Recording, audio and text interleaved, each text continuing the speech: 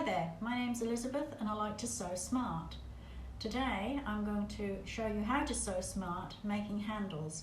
We all put handles on our various bags and I don't like bulky handles, so I'm going to give you a handy hint today about making a sturdy handle, nice and strong, but using no wadding.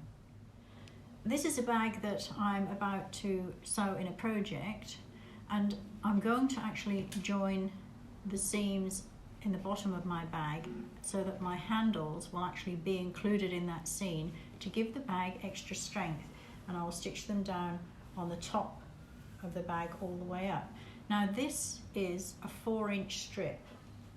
Here is the 4-inch strip, and what I would do is I fold it in half and I press it, and then I fold again into the center crease on both sides and press it again, and then this is what you end up with.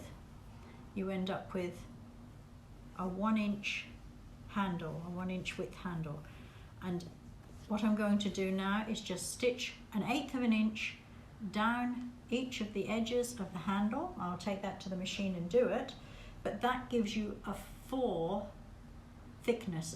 fabric thickness, and it's very, very strong for your bag.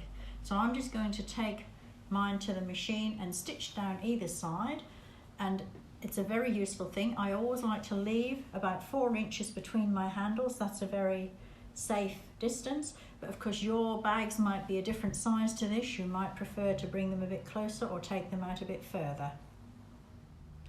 I've stitched down from 1/8 of an inch in on each side, and that is your handle without using any wadding.